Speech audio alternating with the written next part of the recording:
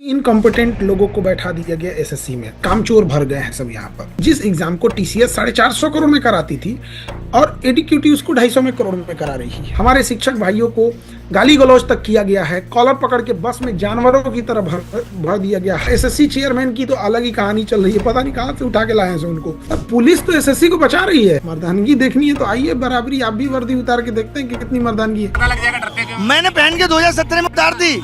अगर मर्द होते तो पहनते।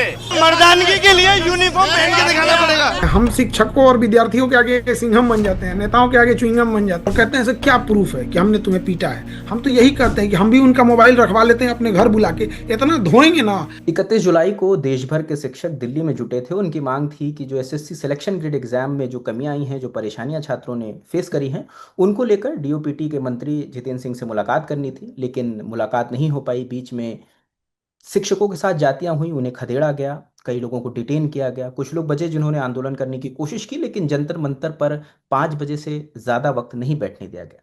तो आज 4 अगस्त को जब हमें जानकारी मिली कि जितेंद्र सिंह ने खुद बुलाया है, शिक्षकों की एक मुलाकात हुई है और उन्होंने आश्वासन दिया है कि उन मांगों पर वो काम करेंगे जो शिकायत छात्रों और शिक्षकों की ओर से दर्ज कराई गई। इस बीच एक मांग उठ रही थी कि खान सर का इस मूवमेंट पर क्या कहना है, खान सर की छात्रों से बात हो रही है कि नहीं हो रही, कि जो शिक्षक हैं जो यहाँ पर आंदोलनरत हैं उनके कांटेक्ट में है कि नहीं है। तो इन सब सवालों को लेकर हम खान सर के साथ हैं। और खान सर, ये बताइए कि जो एसएससी को लेकर आपके पास भी शिकायतें, लगातार वीडियोस वायरल हो रही हैं, क्या क्या जानकारियां आ रही हैं और आप लोग उसे कैसे टैकल कर रहे हैं? बिल्कुल। देखिए रजत जी, सबसे पहले तो इनकॉम्पिटेंट लोगों को बैठा दिया गया एसएससी में, जिसने एसएससी को प्रयोगशाला बना के रख दिया है। क्वेश्चन का स्टैंडर्ड देखिएगा तो इतना घटिया लगेगा कि लगेगा जो कोई नींद में मतलब क्वेश्चन बनाया है। और ये केवल प्रॉब्लम एसएससी की नहीं है, ये कमोबेश सबकी प्रॉब्लम हो गई है। कामचोर भर गए हैं सब यहाँ पर। अभी हम देख रहे थे कि बिहार में एक एग्जाम हुआ था 2 दिन पहले, बीपीएससी लेती है उसको, डिस्ट्रिक्ट स्टैटिक ऑफिसर। उसमें 150 में से लगभग 100 प्लस किताब, एक किताब से हमारे एक किताब पॉकेट जीके से छाप दिया है। तो कहने का मतलब क्या है कि ये लोग कामचोर हो गए हैं, ना क्वेश्चन वर्क करना चाह रहे हैं, ना नए क्वेश्चन बनाना चाह रहे हैं। और आजकल के बच्चों को बेवकूफ समझ रहे हैं। टेक्नोलॉजी आ गई है, सब पता चल जाता है कहाँ से क्वेश्चन उठाए हैं। दूसरा कि आप सेंटर्स को कहाँ दे रहे हैं, नॉर्थ इंडिया को साउथ इंडिया, डायगोनल खेल रहे हैं, ऐसे ऐसे। सेंटर का कोई स्टैंडर्ड नहीं है। भैंस के तबेले में दे देंगे, सिक्योरिटी नहीं है, बच्चे मोबाइल लेके जा सकते हैं। प्रॉब्लम यह है कि जो बच्चे पढ़ने वाले हैं वो ऐसे इन्वायरमेंट में एग्जाम देंगे तो हतोत्साहित हो जाते हैं कि उनका भविष्य कहाँ जाएगा। ये एक सबसे बड़ी समस्या है और इसको एसएससी मानने को तैयार ही नहीं। अपने से सोच के देखिए, जिस एग्जाम को टीसीएस 450 करोड़ में कराती थी और एडीक्यूटी उसको 250 में करोड़ में करा रही है। मध्य प्रदेश में जिस पे बैन लगाया गया है वो इजिली टेंडर आके ले लेता है। अमूमन देखा जाता है कि जो टेंडर यहाँ कहीं बैन है उसको टेंडर नहीं देना चाहिए। तो कोई एक छोटी सी समस्या नहीं है। जैसे डीओपीटी मिनिस्टर एक तो इतने दिन बाद मिले। पहली बात कि हम शिक्षक जो हम हमारे जैसे हजारों जितने भी शिक्षक हैं जो हम लोग पढ़ा रहे हैं, वो क्यों? क्योंकि बच्चों को आप ग्रेजुएशन लेवल पे जो एग्जाम लेते हैं वो कॉलेज में उस लेवल की पढ़ाई नहीं होती है। इंटर लेवल पे जो एग्जाम ले रहे हैं स्कूल की, इंटर लेवल के बच्चे अगर स्कूल के भरोसे तो नहीं रह सकते हैं। एग्जाम्पल के तौर पे नीट और जेई की एग्जाम्स इंटर लेवल पे होती है। आप कोई इंडिया का ऐसा कॉलेज बताइए जो इंटरमीडिएट के लेवल पे नीट और जेई को पढ़ के और नीट जेई एग्जाम निकाल सकता है।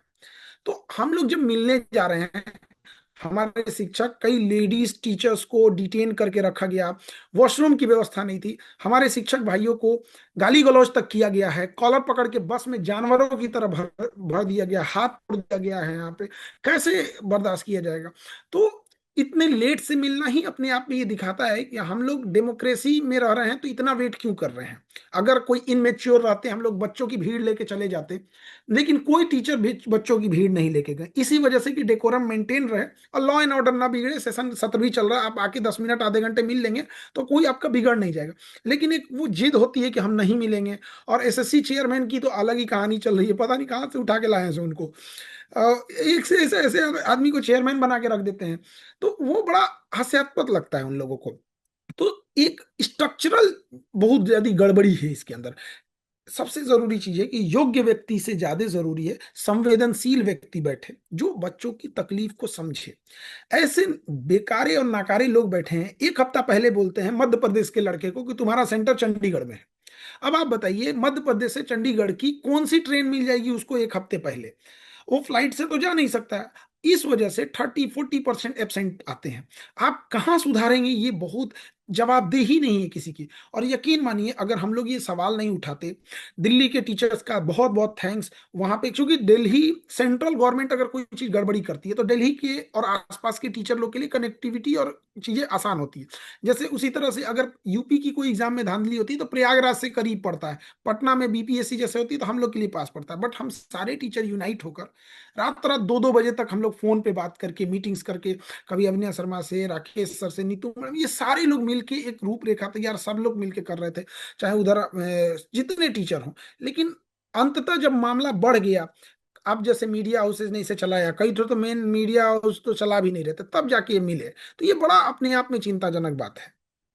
तो अभी आपको कॉल आया, कुछ ब्रीफ किया कि क्या बात हुई है और आगे क्या स्टेप होने वाला है? क्योंकि अभी कुछ कागजों पे तो नहीं आया है, खाली बातें ही हुई हैं, अभी कुछ निर्देश तो नहीं आया, आदेश कोई नहीं आया। देखिए, हम आंदोलन कर करके लड़ के एक चीज तो हम बहुत सीख गए हैं कि आप अगर बच्चों की बात उठेंगे तो दो चीज मिलेगा, एक तो एफआईआर मिलेगा, केस लादा जाएगा, दूसरा आपको आश्वासन मिलेगा। अब मिनिस्टर साहब क्या बोलेंगे, फिर सेशन में भूल जाएंगे, क्या होगा, कोई मतलब कोई वो नहीं है। तो जब तक इसका एक ऑर्डर ना आ जाए, इसका एक पैरामीटर ना बन जाए, आप बच्चों का तो टेस्ट ले लेते हैं, लेकिन जिसे टेंडर अलॉट कर रहे हैं वो ब्लैक लिस्टेड है, इसका टेस्ट कौन लेगा? दूसरा कि बच्चे ये नहीं कर रहे हैं कि हमसे क्वेश्चन आसान पूछिए, वो ये कह रहे हैं कि क्वेश्चन रेलेवेंट पूछिए, जो एग्जाम के हिसाब से पूछ रहा है। वो 4 साल पुराना करंट अफेयर पूछ देता है, किस फिल्म में किसने क्या रोल निभाया था, ये सब पूछ दे। किस दिन में पूछेगा जेठालाल की लंबाई कितनी थी? ये कोई मतलब बनता है क्वेश्चन पूछने का? अब ऐसे समझिए कि टीसीएस एक ऑर्गेनाइजेशन थी जो 450 करोड़ में उसके एग्जाम को करा रही थी, एडीक्यूटी 250 करोड़ में लगभग करा रही है। टीसीएस से हम लोग 80% सेटिस्फाई थे, 20% समस्या थी। हम लोग लड़ते थे कि इस 20% को सुधार दो। एडीक्यूटी को दिया गया, एडीक्यूटी ने इतना जड़ी बूटी और एड़ी चोटी कर दिया इसको बर्बाद करके कि अब हम लोग कहते हैं कि वो टीसीएस ही लौटा दो। नहीं चाहिए भैया तुम्हारा, हम उसी से खुश थे, हमको वही लौटा दो। आप सोचिए, तकलीफ सोचिए कि हम गए थे अपनी दवा मांगने, हमको तकलीफ है, और वो ऐसा बर्बाद किया कि हम लोग कहते हैं हम लोग उसी तकलीफ में खुश थे। नहीं चाहिए तुम्हारा ये नया सिस्टम। कहाँ से सिस्टम लाया? आप कल्पना कीजिए, जिस बच्चे का कंप्यूटर नहीं चलेगा, आज जो पेपर पूछा गया अगले दिन वही पूछ दिया गया, तो किस पे भरोसा करेंगे हम लोग? अभी अगला कदम क्या है आप लोगों का? कुछ कोऑर्डिनेशन चल रहा है, कुछ प्लान चल रहा है? अभी क्योंकि आज पूरा प्लानिंग होगी, क्योंकि आज ही मीटिंग हुई है। उन्होंने क्या आश्वासन दिया है, उसमें से क्या क्या चीजें हम मांग सकते हैं, किस चीजों पे ऐसा लगेगा कि नहीं दोनों के बीच से एक रास्ता निकालना पड़ेगा, तो अभी सारे लोग से, हमारी दिल्ली के सारे टीचर लोग से कोऑर्डिनेट कर रहे हैं। हम लोग के एक टीचर्स की सारे लोगों की ग्रुप भी है, जिसके तहत हम लोग कहीं ना कहीं ऐसा करते हैं कि बच्चे हम लोग पे भरोसा करके आते हैं। और बच्चे फीस देते हैं, इससे ज्यादा जरूरी है कि वो अपने जीवन का सबसे बहुमूल्य टाइम देते हैं और भरोसा दिखाते हैं उन पे, तो उनके भरोसे पे भी खरा उतरना है। कई बार ये क्या करते हैं, मंत्री लोग मीठी मीठी बातें बोल देते हैं और बातों से मुकर जाते हैं, तो बीच में हम लोग को पीसना पड़ जाता है। तो हम लोग स्पष्ट कहेंगे भैया, आप जो करना है आप रिटर्न दीजिए। तो अभी आपकी कोई वैसी बात नहीं हुई है जिस पे कुछ फैसला हो? अभी बात अभी होना सारे बाकी। टीचर लोग से डिस्कस हो रही है, बात हो गई है, डिस्कस हो रही है, बट अभी ठोस निर्णय पे अब हम लोग कल तक पे इस पे जरूर पहुंच जाएंगे लोग। क्योंकि 6 तारीख को एक कॉल थी, पहले परमिशन ली गई थी जंतर मंतर के लिए, मगर आज मेरी जब बात हुई कुछ टीचरों से तो बता रहे हैं कि परमिशन कैंसिल हो गई है, पुलिस ने मना कर दिया परमिशन देने। अब पुलिस तो एसएससी को बचा रही है, पुलिस की भाषा सुनिएगा तो कह रही है कि मर्दानगी है।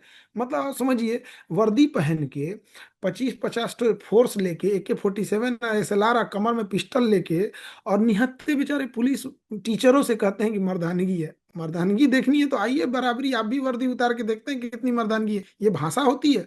यह स्पष्ट बताता है कि दिल्ली पुलिस में भी पैसे पे नौकरियां बिकती हैं। क्योंकि अगर पढ़ के कोई टीचर अगर दरोगा बनता, इंस्पेक्टर बनता, तो एटलीस्ट इतना समझता, ये टीचर्स पुलिस से लड़ने नहीं आए हैं। हम शिक्षकों और विद्यार्थियों के आगे सिंघम बन जाते हैं, नेताओं के आगे च्युइंगम बन जाते हैं। जाए ना ये भाषा बोले अभी वो सफेद कुर्ता वाले के पास, नाप देगा इनको उसी में। तो ये बड़ा अजीब सी लगती है, और इससे ही पुलिस की छवि खराब होती है। आप बीच में आए हैं लॉ एंड ऑर्डर मेंटेन करने के लिए, ये नसीहत देने नहीं आए हैं कि आप में मर्दानगी रहती नहीं रहती। यहाँ पे आप वर्दी पहन लिए, ऐसा लग रहा है कि नासा का स्पेस सूट पहन लिए हैं। वैसा हम लोग जितने शिक्षक वहाँ हैं ना, हजारों की संख्या में बच्चों को वर्दियां हम लोगों ने पहनाया है। और जब ऐसे जवाब आते हैं ना तो बड़ा अजीब सा लगता है। तो पता नहीं क्या तीर मार दिए हैं और दिल्ली को न्यूयॉर्क बना दिए हैं लोग, ये लोग उस तरह से घमंड वाली बात बोल रहे हैं। ऐसा नहीं बोलना चाहिए। उन पूरी पुलिस डिपार्टमेंट की इससे बदनामी होती है। एक इंसान करता है, भुगतना सबको पड़ता है। ये माथे पे चंदन लगाए, बड़ा कम देखा है आपको ऐसे। नहीं नहीं, एक्चुअली यार सावन का आखिरी सोमवार था, तो पूजा पाठ करने के बाद इस वजह से इसको लगाया गया। और आज सावन का अंतिम सोमवार था, तो हम लोग ने डायलिसिस मशीन वगैरह वो कर दिया यहाँ पे।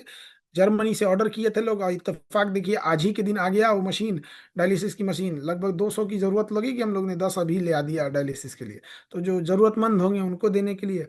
और जापान वगैरह से हम लोग की ब्लड बैंक की मशीनें आ रही हैं, जिसको अभी 20-25 दिन लगेंगे। तो हम लोग उस नवरात्रि के पहले नवरात्रि को हम लोग ब्लड बैंक भी चालू कर देंगे, और हर एक डिस्ट्रिक्ट में चालू करेंगे, इससे एशिया लेवल पे ले जाएंगे। अच्छा, मतलब इससे लोगों को ब्लड आसानी से मिल सके उसको लेकर पहल है। आसानी से मिल सके। और निगेटिव ब्लड बहुत बार नहीं मिलता, हमारे सामने बहुत सारे लोगों ने दम तोड़ा है ब्लड की वजह से।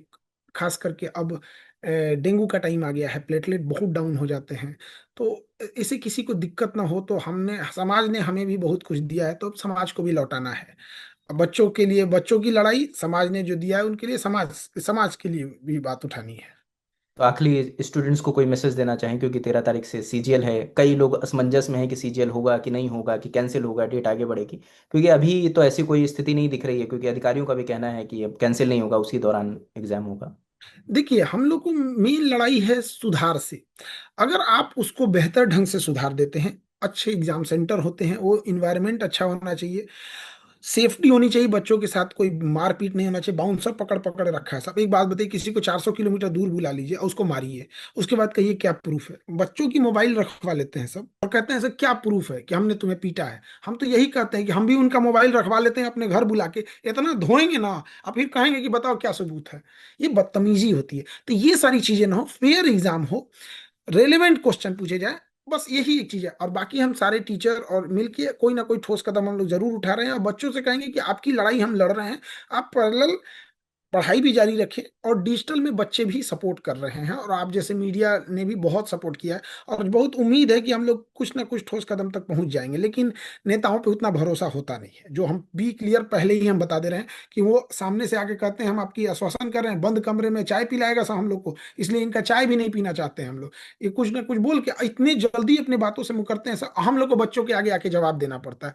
इसलिए हम लोग की भी अभी स्थिति बहुत ज्यादा क्लियर नहीं कर सकते कि आगे क्या होगा। वो अपने बात से पलट के चले जाएंगे, बीच में हम लोग जाएंगे दोबारा पूछने, पुलिस 4-5 डंडा मार देगी बस में, भर भर के, एक टीचर को यहाँ फेंक देगी, दूसरे को वहां फेंक देगी। लेकिन हमेशा एक चीज याद रखते हैं कि बच्चों के लिए, आपकी लड़ाई के लिए सारे शिक्षक एकजुट हैं, और सारे शिक्षक का प्रयास है, सबका कलेक्टिव प्रयास है इसमें।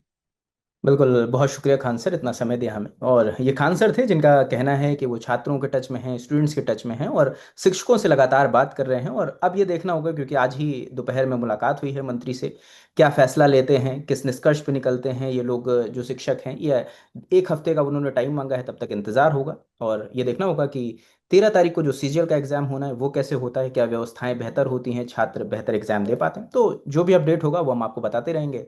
इस खबर पर आप क्या सोचते हैं, हमें कमेंट सेक्शन में ज़रूर बताएं। देखते रहें द ललन टॉप। शुक्रिया।